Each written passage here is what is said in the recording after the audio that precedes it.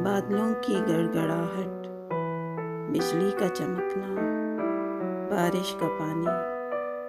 बादलों की गड़गड़ाहट, बिजली का चमकना, बारिश का पानी यादों के बंद दरीचों को खोल देता है।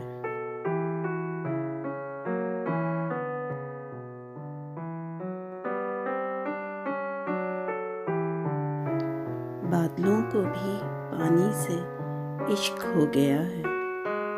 बादलों को भी पानी से इश्क हो गया है। आँखों की तरह रोज ही बरसने लग गए हैं।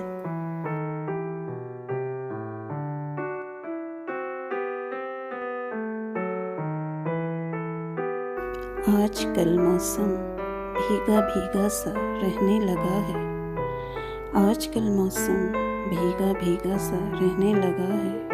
लगता है हमारी आँखों की नकल करने लगा है।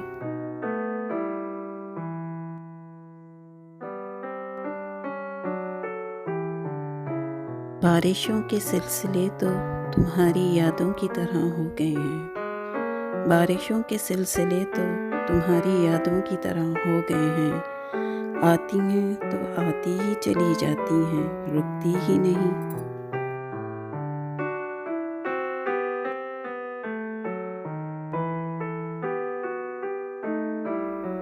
बारिश में भीगना अच्छा होता है।